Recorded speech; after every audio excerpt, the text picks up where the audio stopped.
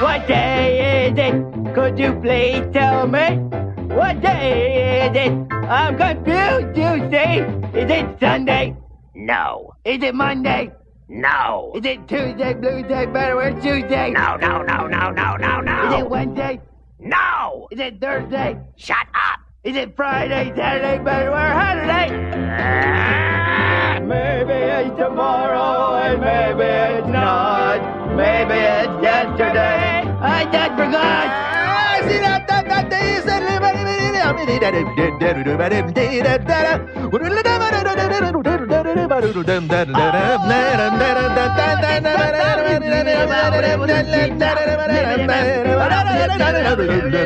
Maybe it's tomorrow and maybe it's not. Maybe it's yesterday. I just forgot. Hey, what day is it? Could you please tell me? What day is it? What day is it? I'm confused today. Oh!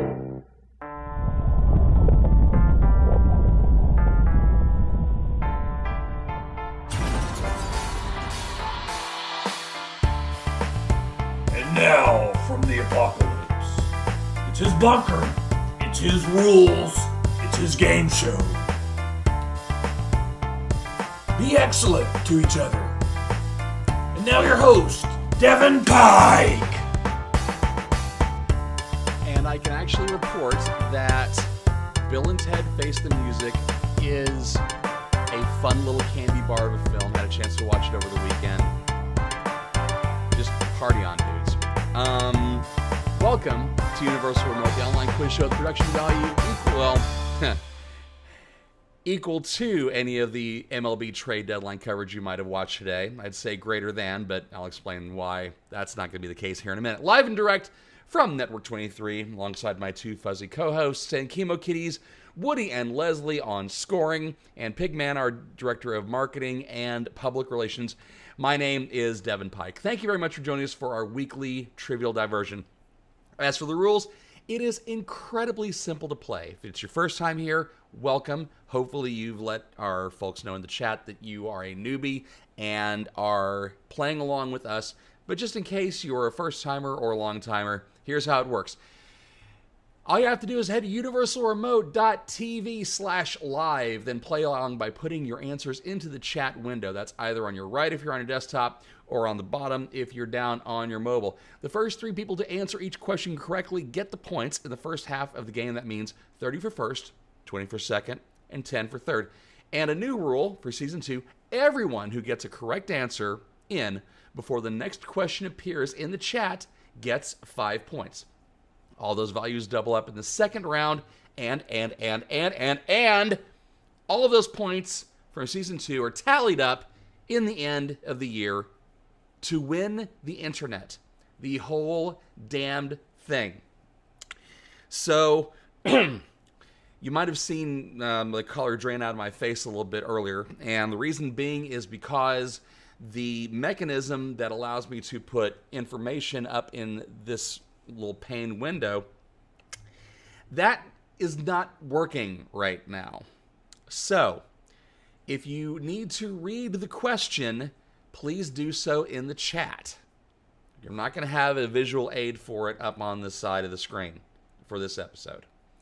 I don't know why, but it wouldn't be Universal Remote if there wasn't some kind of technical glitch. All right, kiddies, pot's right. We're locked in. Let us wheel them around and get underway with channel number 1.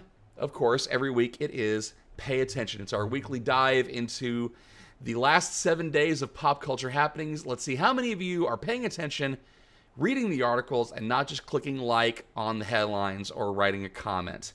Here we go. Question number 1. What's next? 2 beloved series announced reunion shows this week on HBO Max. Name either of them. Once again, 2 beloved series announced they were doing reunion shows for HBO Max. Name either of them.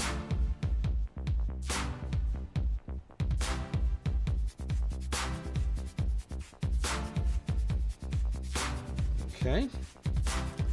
That is question 1. Here comes question 2.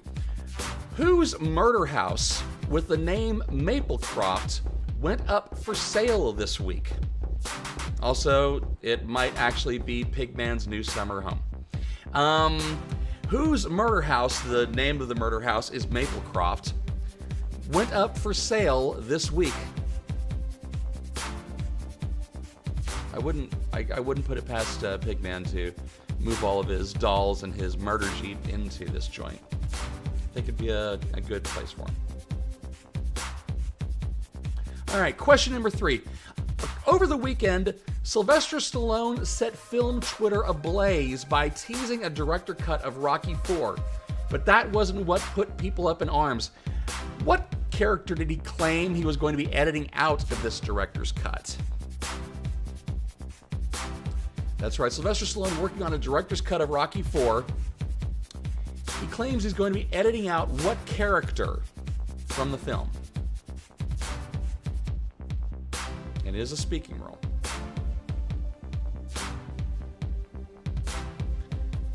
And our 4th and final question, and pay attention.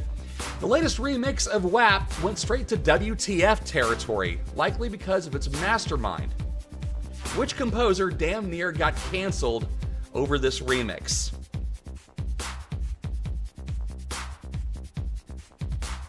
And I'll just go ahead and tell you it's not Ben Shapiro, because he's already been canceled. He was canceled a while back.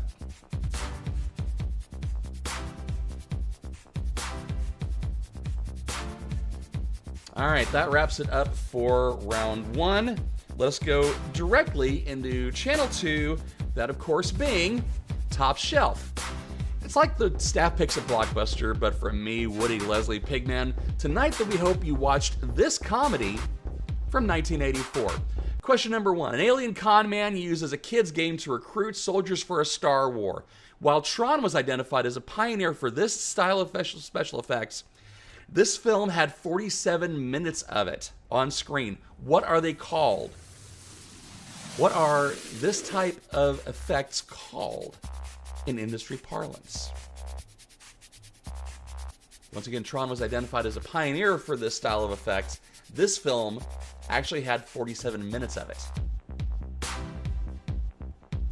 on screen with computers that had less computing power than my iPhone, and probably yours.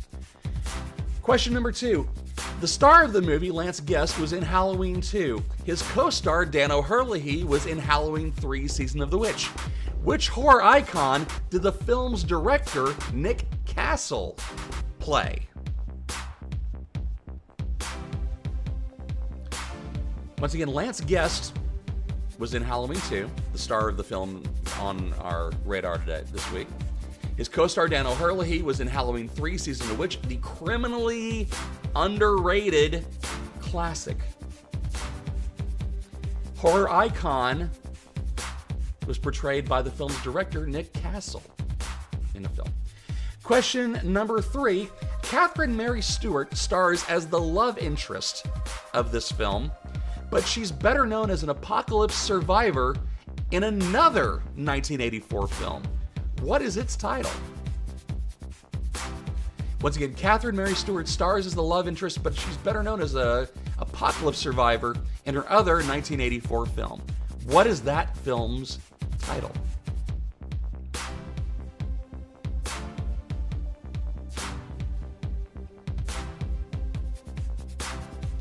And our 4th and final question in Top Shelf. What movie have I been asking questions about in this round? Name the film. We've danced all around the subject. If you're a cabaret attendee, you would know what it is.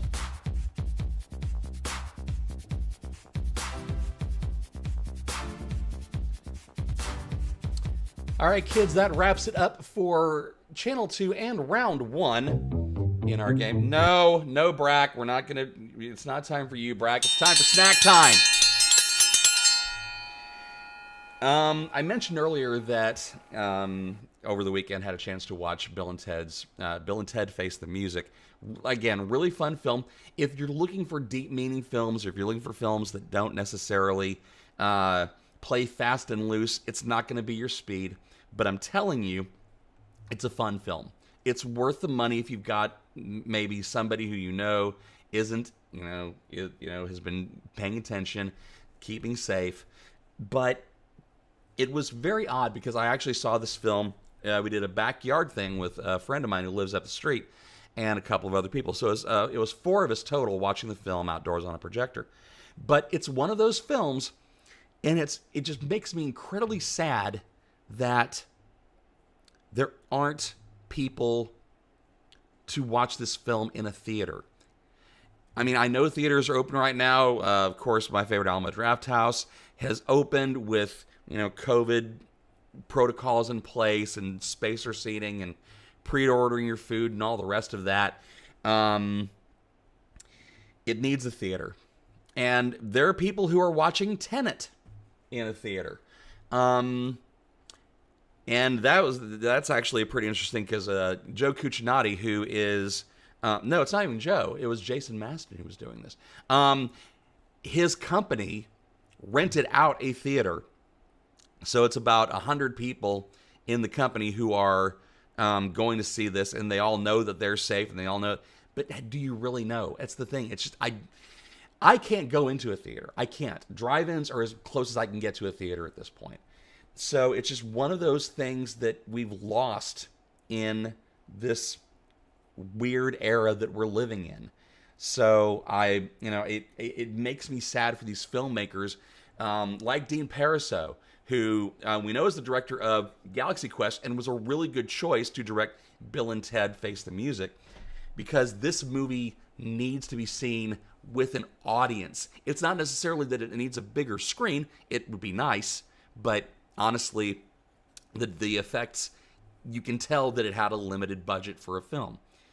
But it needs to be seen with an audience where they're all laughing and all reacting. Even just the 4 of us sitting in a backyard, it felt more like the movie-going experience. And our dear friend Mark Walters, because it's Mark, saw it and said, I really wish I had seen it in a theater because I didn't laugh very much at it at all. So there you go. He's Siskel, I'm Ebert. Or I'm Siskel and he's Ebert. I don't know which is which. All right, let's take a look at those answers really fast. The 2 beloved series that are doing reunion shows for HBO Max are The West Wing and... No, hush. Just go away. Go away. Where are you? Yeah, you go away. You're done. Thank you. The West Wing and The Fresh Prince of Bel-Air. Lizzie Borden's house, Maplecroft, went up for sale this week. Actually, it wasn't her house, but it was where she did all the murders. Pigman will school you on all of the pieces of that. Rocky IV's director's cut was, teased by Sylvester Stallone, and then somebody asked him about Paulie's robot. And Sylvester says he's going to get completely cut out of the movie. So the hashtag Save Paulie's Robot is now trending on Twitter because of this. And I think I don't know if it's being ironic or not. I liked the robot. I thought it was a good touch and a nice way to... Anyway, I liked it. And the remix of WAP, and this was your freebie. If you follow along on Facebook or Twitter, you would have known that Andrew Lloyd Webber is the composer that got panned for his remix of WAP. So if you follow us on Facebook or Twitter, you get a free answer every single week in the first round. This was your freebie for this one. If you've not already done so on Facebook, Twitter, or Instagram, follow Uni Remote Game, and you get at least 10 points for your trouble.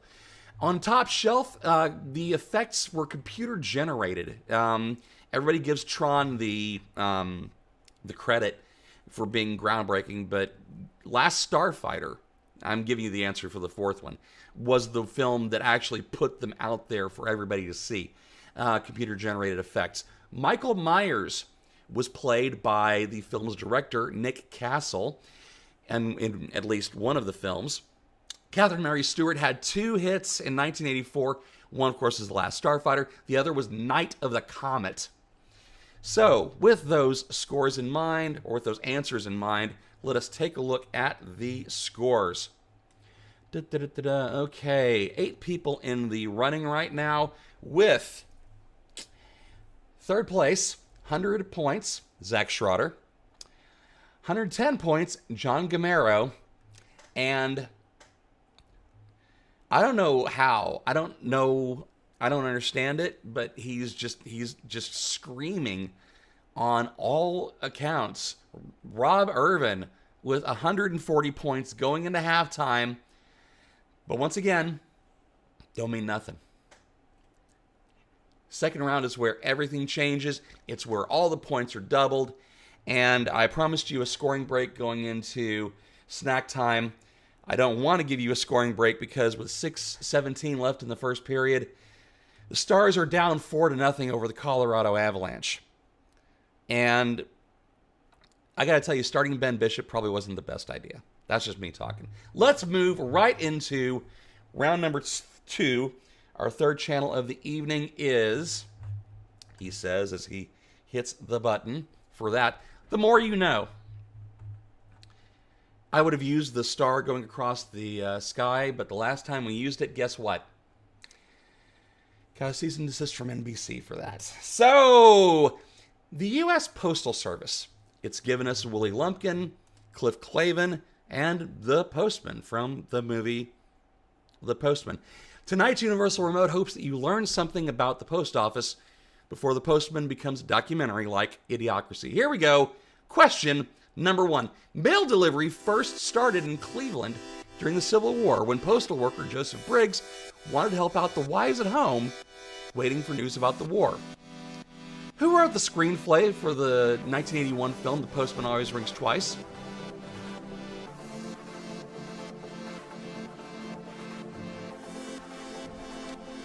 Once again, who wrote the screenplay for 1981's film The Postman Always Rings Twice?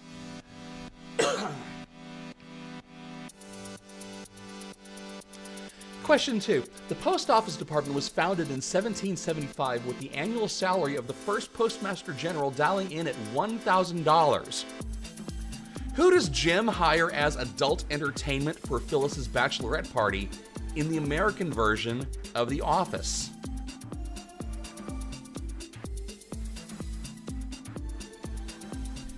Once again, the Postmaster General made $1,000 as an annual study. Who does Jim hire as adult entertainment for Phyllis's bachelorette party in the American version of The Office? Question 3. Benjamin Franklin and George Washington were the only faces on stamps until 1856. What director is responsible for the 2007 comedy Postal?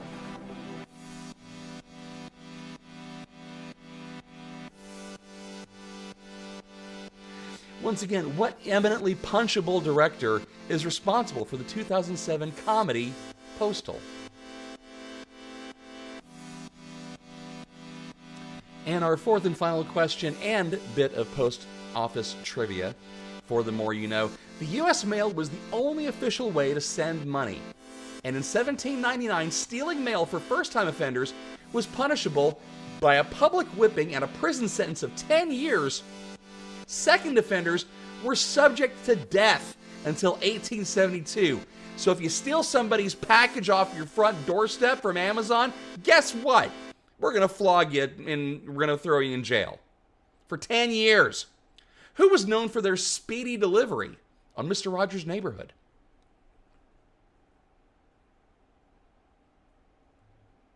You can give me the character or the actor. Who was known for their speedy delivery on Mr. Rogers' Neighborhood?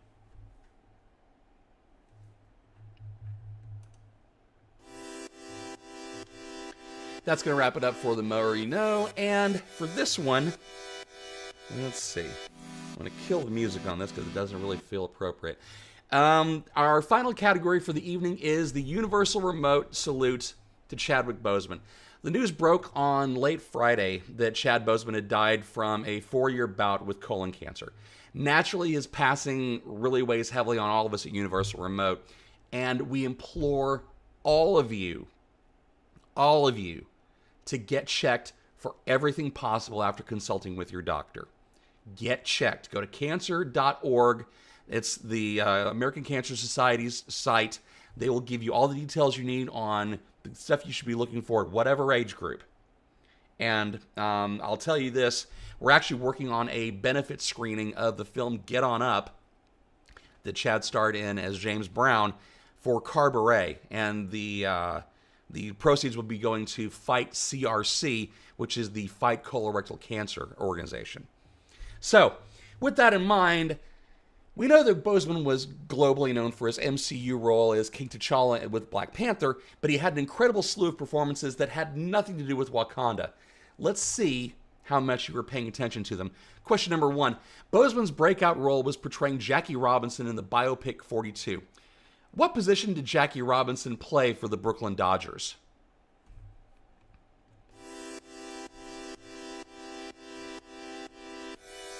We just celebrated 42 Day around Major League Baseball on Sunday. One of the really ironic things about it, about Chad's passing.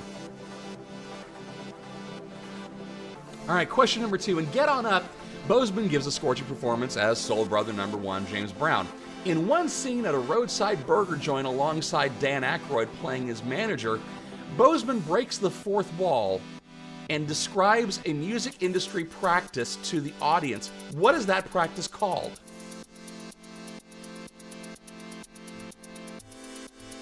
Once again, Boseman breaks the fourth wall in the scene and Get On Up to describe a music industry practice to the audience. What is that practice known as? Question number 3. Before he became the first African-American Supreme Court Justice, Thurgood Marshall had a landmark case which was depicted in Boseman's film, Marshall. What was the focus of the case that Marshall was defending? What was his client accused of doing?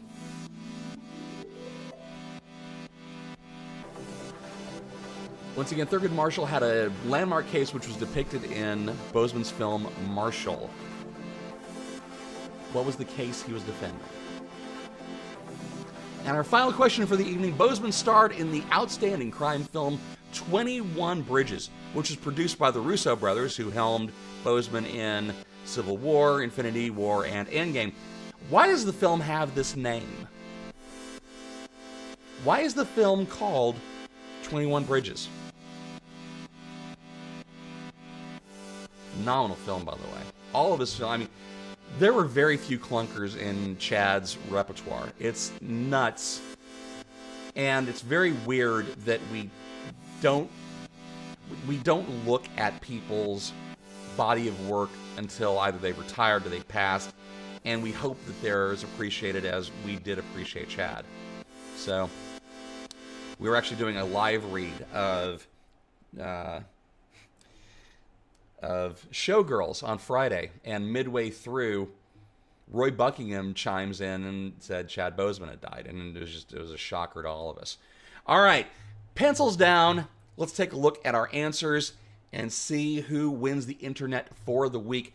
On The More You Know, David Mamet wrote the screenplay to 1981's The Postman Always Rings Twice. Jim hired an adult entertainment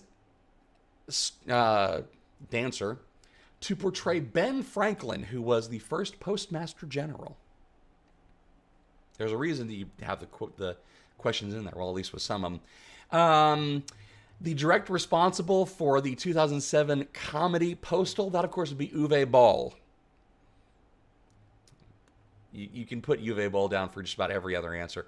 And Mr. McFeely, who was played by David Alexander Newell, was known for his speedy delivery on Mr. Rogers' Neighborhood. For the Universal Remote, salute to Chad Boseman. Jackie Robinson played shortstop for the Brooklyn Dodgers. Chad Boseman breaks the fourth wall as James Brown to describe to the audience what payola is. It's not plugola because it's not a service. It was payola specifically.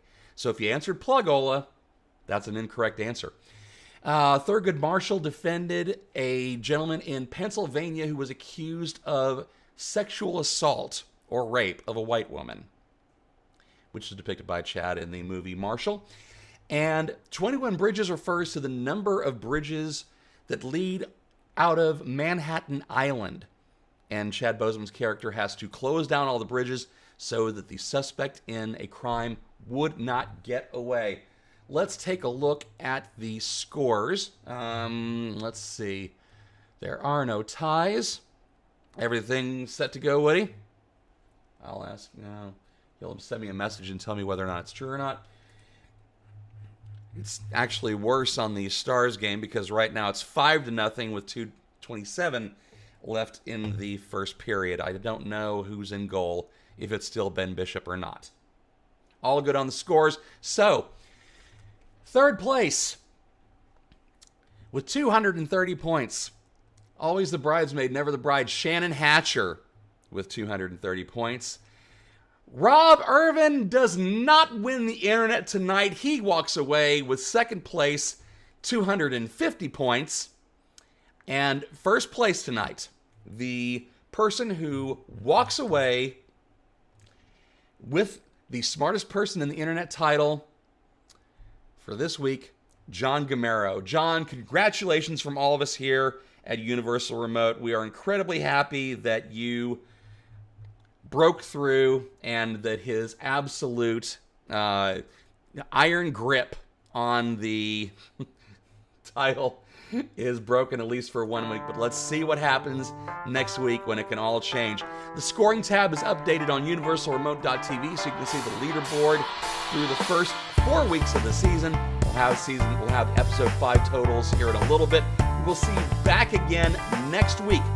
Register to vote.